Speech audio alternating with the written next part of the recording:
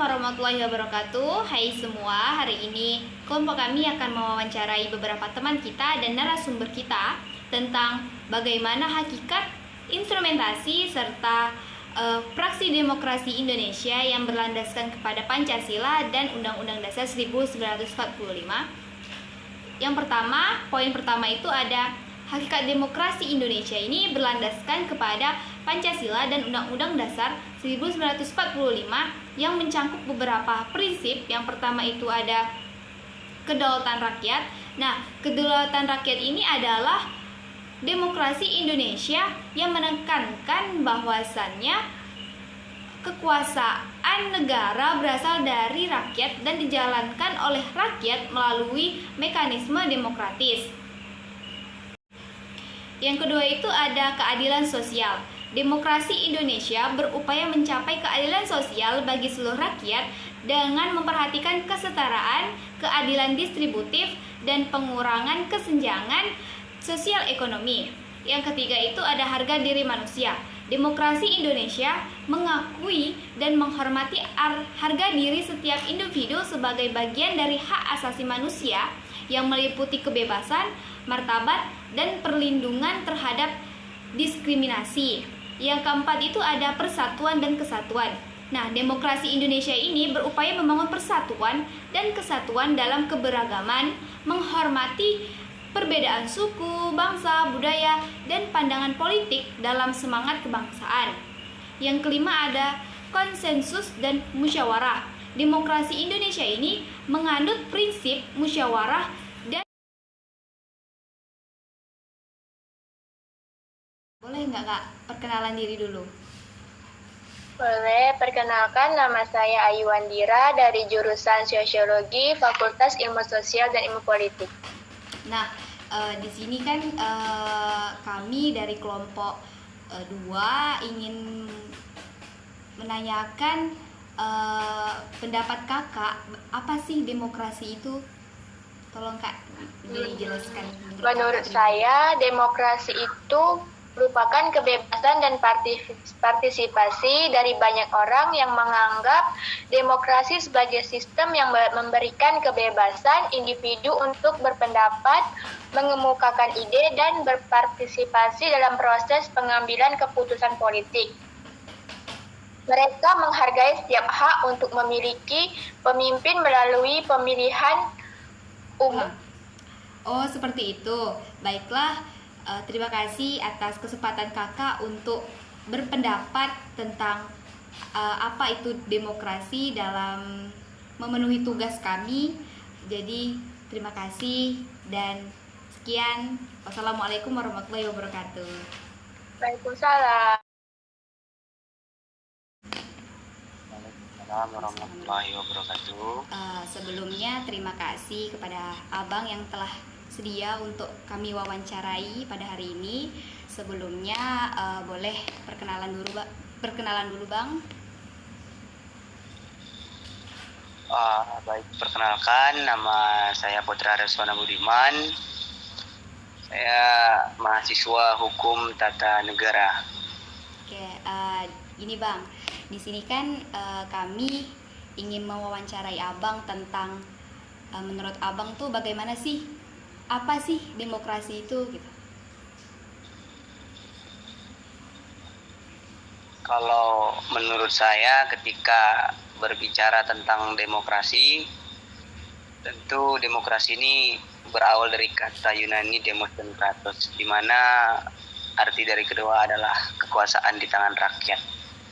Jadi di mana demokrasi ini juga adalah bentuk pemerintahan yang dimana semua warga masyarakat apapun agamanya, apapun rasnya itu memiliki hak yang sama dalam menegakkan hukum, dalam HAM ataupun dalam pengambilan keputusan. Tentu demokrasi ini juga yang menjadi landasan bagi warga negara dalam menjalankan kehidupan bermasyarakat.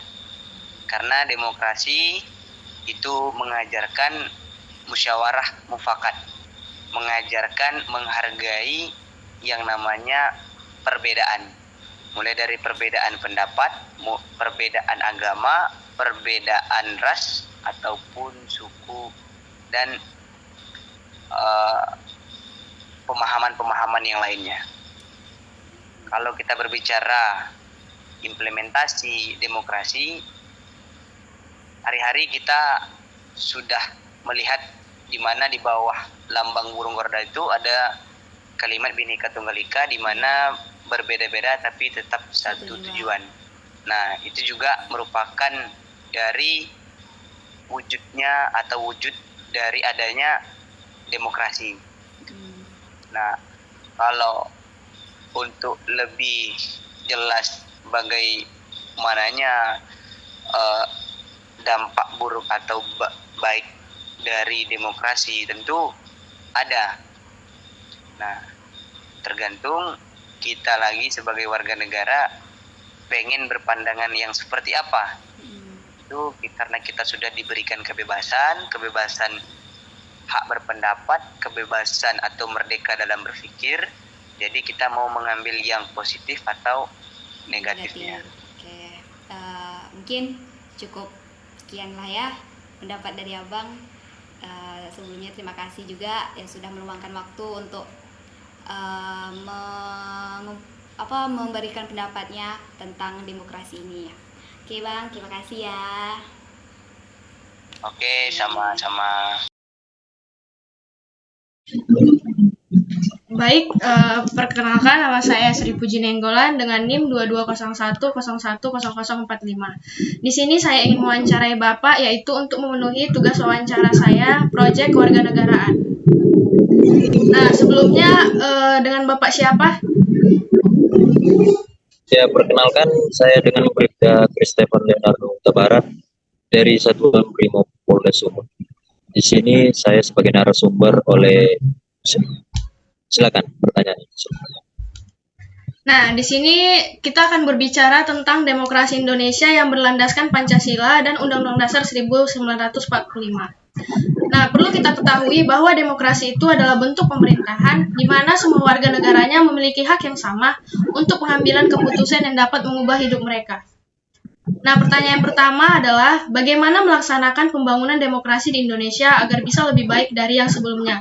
Meskipun dalam pelaksanaannya, pemerintah Indonesia tidak turut serta dalam pembangunan demokrasi di Indonesia. Ya, partisipasi rakyat dalam politik tentulah sangat dibutuhkan oleh negara demokratis. Pendidikan politik rakyat merupakan unsur yang sangat penting, bahkan menjadi titik sentral pembangunan politik. Karena hal itu berguna untuk menumbuhkan kesadaran, kemauan, dan kemampuan berpolitik rakyat.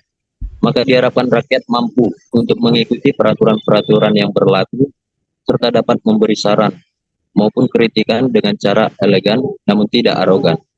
Maka akan terbentuklah demokrasi yang sehat untuk kesejahteraan bersama. Nah, yang kedua, menurut Bapak, apa sih yang membuat Indonesia tetap membutuhkan pembangunan dalam demokrasi meskipun kenyataannya Indonesia telah merdeka dari kolonialisme?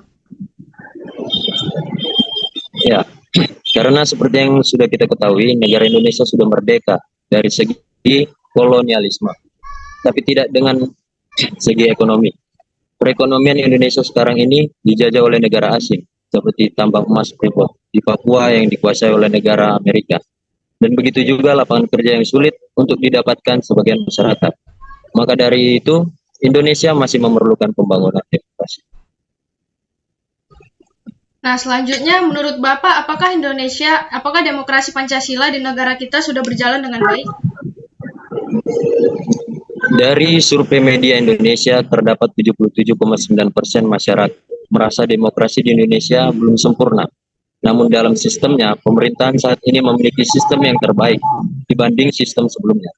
Karena dengan sistem ini, rakyat bebas mengeluarkan pendapat, dan sistem demokrasi yang bersifat terbuka, serta bebas memilih wakil rakyat. Namun di sisi lain, ada 11,1% masyarakat menyatakan tidak setuju dengan sistem demokrasi pada saat ini. Karena politik yang kurang sehat, kurangnya pandangan pada masyarakat kecil, dan hanya mengutamakan golongan tertentu. Nah, untuk pertanyaan yang keempat, menurut Bapak apa yang harus dilakukan pada sebuah daerah yang masih tingkat pembangunannya rendah dan masih sangat terpelosok? Bagaimana sih cara melaksanakan demokrasi di daerah tersebut? Ya. Pembangunan demokrasi di desa dapat dilakukan masyarakat setempat dengan melakukan hak dan kewajiban di tengah masyarakat. Seperti contoh, pemilihan ketua RT, pemilihan kepala desa, dan pemilihan ketua RW, serta ikut berpartisipasi dalam menjaga keamanan dan ketertiban di lingkungan desa. Dengan contoh, membuat pos siskamling di komplek, ikut gotong royong dengan semua warga setempat, dan pentingnya musyawarah rutin. Nah, seperti yang kita ketahui, ada banyak kasus korupsi di negara ini. Menurut Bapak, apa sih hubungan antara kasus tersebut dengan demokrasi Pancasila? Dalam hakikatnya, demokrasi merupakan sistem yang mengatur para pejabat untuk melayani publik secara transparan, adil, akuntabel, independen, dan mengutamakan tanggung jawab sosial. Beda halnya dengan kasus korupsi yang lebih mengutamakan kepentingan pribadi daripada kepentingan masyarakat. Sejumlah studi melaporkan adanya hubungan negatif yang signifikan antara keduanya. Namun ada pula studi yang justru tidak menemukan hubungan yang signifikan. Oleh karena itu, sulit untuk menarik kesimpulan tentang hubungan demokrasi terhadap korupsi. Nah, apabila demokrasi mulai bertentangan dengan nilai-nilai Pancasila, bagaimana solusi terbaik untuk mengatasinya? Ya, mengatasinya dengan cara menegakkan nilai-nilai Pancasila kembali ke prinsip-prinsip demokrasi yang sejalan dengan nilai-nilai Pancasila, sambil mempertahankan hak asasi manusia yang dijamin oleh demokrasi. Baik, terima kasih untuk Bapak Chris Stephen yang udah mau berpartisipasi dalam proyek kewarganegaraan saya tersebut. Iya, sama-sama Ibu Sri. Semangat untuk kuliahnya, begitu juga untuk mahasiswa Universitas Maritim. Semoga bisa membangun demokrasi Pancasila serta dapat menerapkannya di lingkungan masyarakat sebagai mahasiswa yang tauladan. Sekian dan terima kasih.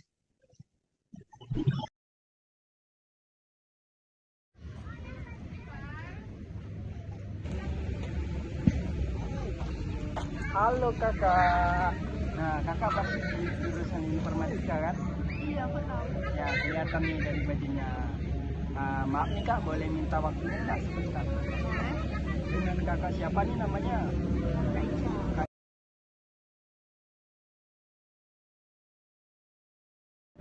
Kak Ica ya. Nah, Kak Ica nih kan sebagai mahasiswi dan saya juga sebagai mahasiswa. Nah, bagaimana sih peran pemuda dalam praksis demokrasi di Indonesia?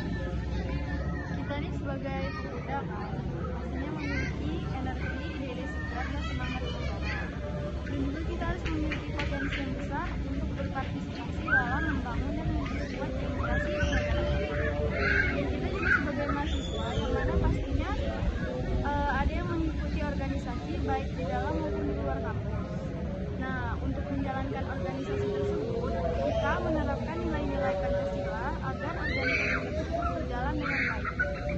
Mungkin segitu saja pendapat dari saya. Dengan kakak siapa tadi namanya? Kak Ica. Nah, Kak Ica, terima kasih banyak Kak Ica. Oke, itu Kak. Demokrasi adalah bahwa sistem pemerintahan ini memberikan wewenang kepada rakyat untuk berpartisipasi dalam proses pengambilan keputusan politik dan pemilihan para pemimpin mereka. Beberapa poin penting tentang demokrasi yang dapat diambil sebagai berikut adalah: yang pertama itu ada partisipasi rakyat. Demokrasi memberikan kesempatan bagi setiap warga negara untuk berpartisipasi dalam proses politik seperti pemilihan umum, memberikan suara, menyuarakan pendapat, dan terlibat dalam debat dan diskusi. Yang kedua, penghargaan atas hak asasi manusia. Demokrasi melindungi hak asasi manusia dan menghargai martabat setiap individu termasuk kebebasan berbicara, kebebasan pers, kebebasan beragama, dan lain-lain. Yang ketiga, perwakilan. Demokrasi menerapkan sistem perwakilan di mana rakyat memilih wakil-wakil untuk mewakili kepentingan mereka di lembaga legislatif dan eksekutif. Yang keempat, pemerintahan berdasarkan hukum. Sistem hukum berfungsi sebagai landasan bagi demokrasi, di mana semua orang termasuk para pemimpin tunduk pada hukum yang sama. Yang kelima, pengawasan dan akuntabilitas. Demokrasi mendorong transparansi dan akuntabilitas di dalam pemerintahan. Para pemimpin dipilih untuk melayani rakyat dan mereka harus bertanggung jawab atas tindakan dan keputusan mereka. Yang keenam, harmoni sosial. Demokrasi berusaha menciptakan iklim sosial yang harmonis dengan menghargai keanekaragaman pendapat, keyakinan, dan budaya.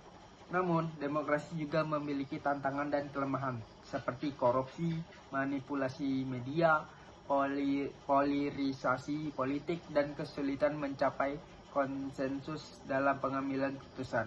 Oleh karena itu, untuk menjaga keberlangsungannya, demokrasi membutuhkan partisipasi aktif dari masyarakat dan